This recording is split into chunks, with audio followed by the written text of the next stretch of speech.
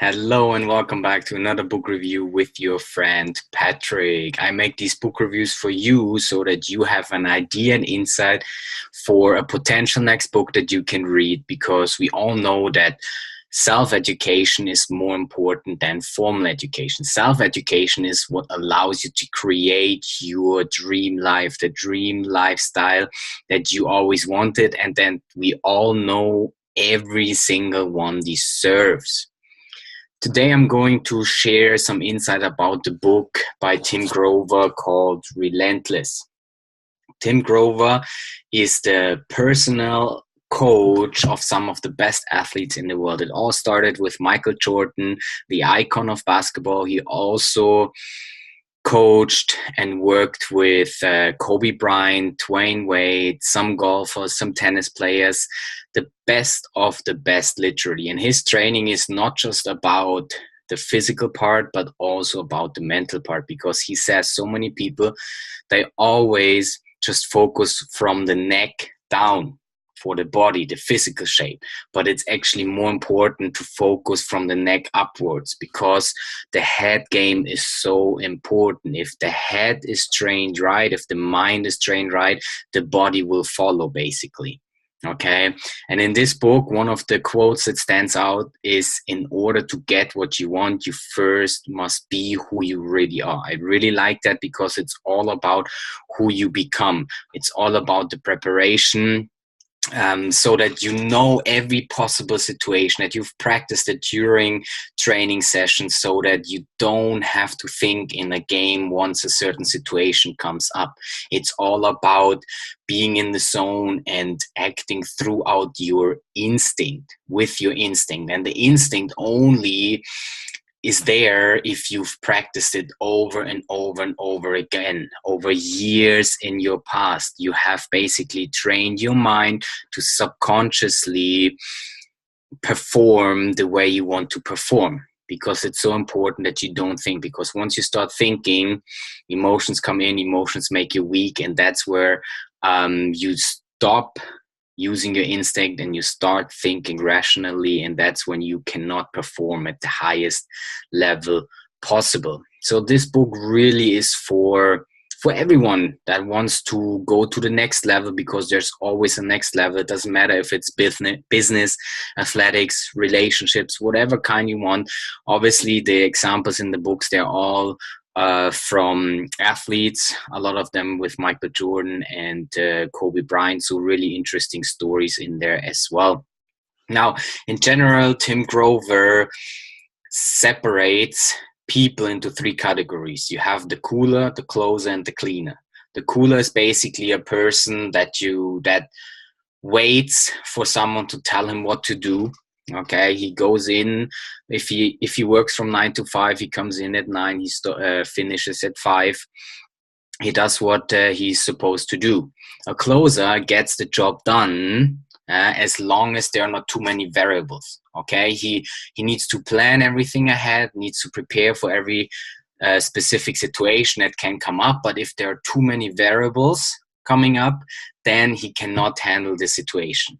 Okay, and a cleaner, that's someone literally who gets the work done every single time, over and over and over again. It doesn't matter how many variables are thrown at him, because he has practiced, he has prepared in the past for every possible situation.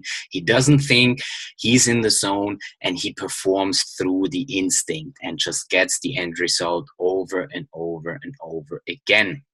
Now, like I just said, he gets the end result. So if you are a cleaner, and this book is basically the 13 principles about being a cleaner, being relentless, okay? And there's not one principle more important than the other. They are all labeled number 1, okay? So that's very, very interesting. Now, a cleaner craves the end result so much that the work is irrelevant, okay? It doesn't matter what obstacles, what variables, it doesn't matter what other people think about you. He gets uncomfortable. He gets comfortable being uncomfortable and gets the work done. Okay, because if you crave that end result so much, then the work will be irrelevant, because you will get that high, that rush whenever you achieve the end result. Now, a cleaner is also always in the zone, and your zone comes from your dark side. Every person has a dark side, okay? But the the power comes from the dark side, and that's what everyone needs to find out for themselves. Their dark side, you need to accept it. Okay, don't fight it. You need to accept it, and that will allow you to get all the energy that you need to get in the zone. And that's different for every person. And in the zone, you don't fear anything, and you have total clarity of what you have to do. You basically own time. Everyone that has been in the zone before knows it's a complete different feeling. Yeah, you literally decide what's happening, you own the time, and you're performing through reflexes. Okay, you're not reacting to a situation, you're creating the situation, and your reflexes are responding to whatever has to be done. If you're a cleaner, you're looking at pressure as a privilege. Okay, if your coach or your boss puts you in a pressure situation, you have to see that as a privilege, because he thinks you're well trained, you're good enough to get that work done.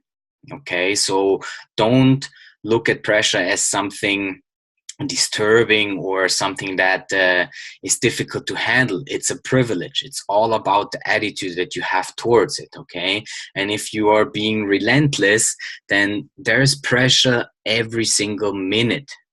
Okay, because it's not just a practice or a game, it's always the game, the practice.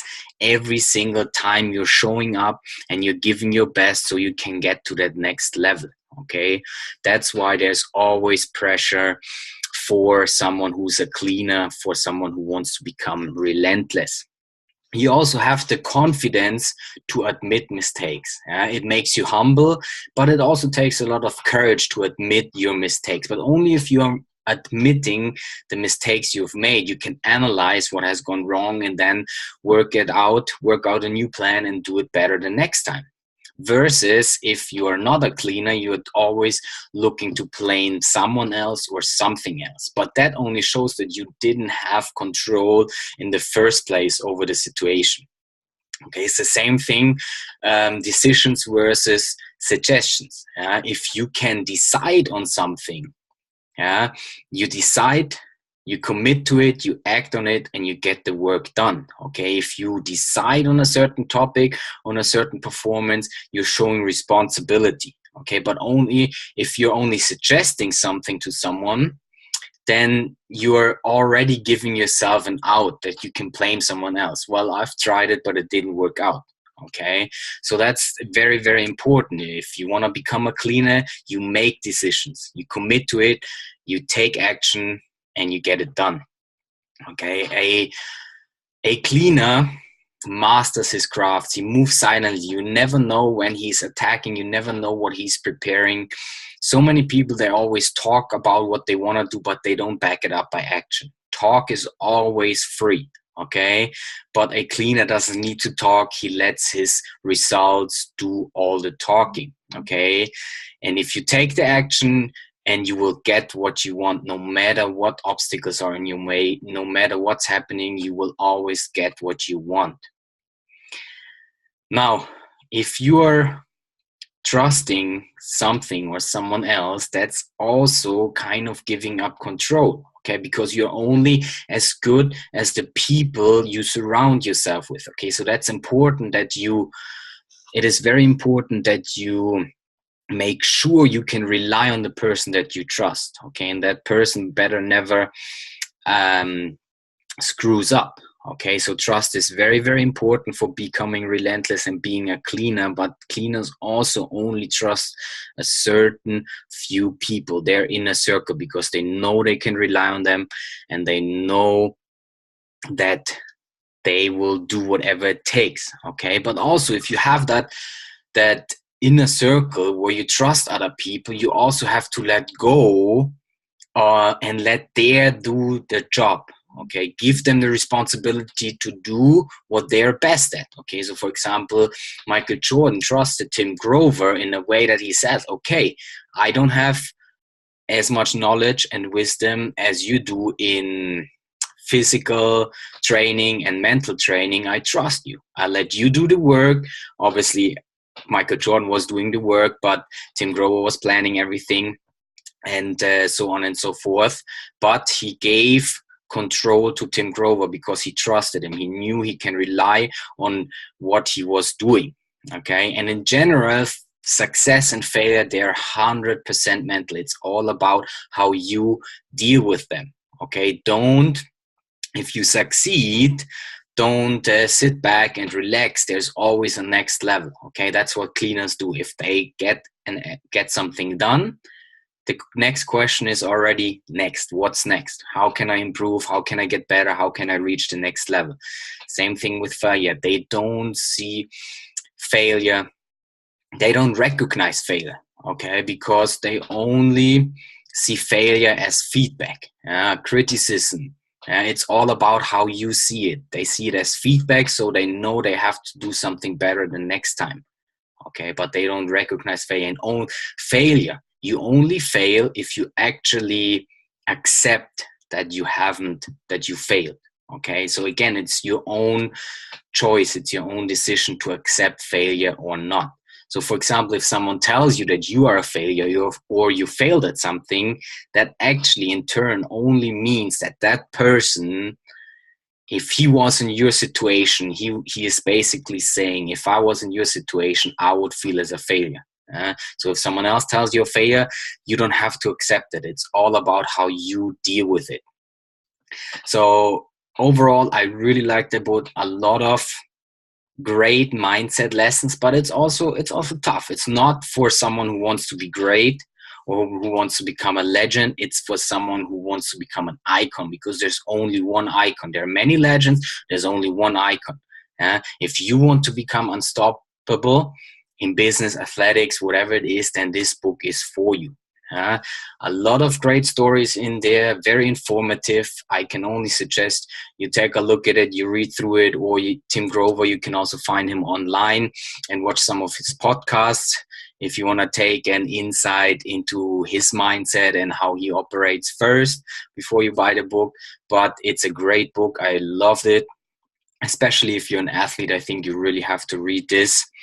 And if you've gone through the book, or if you have watched any podcasts, any videos from Tim Grover, leave some comments. I would love to hear about your opinion, and I will join the discussion.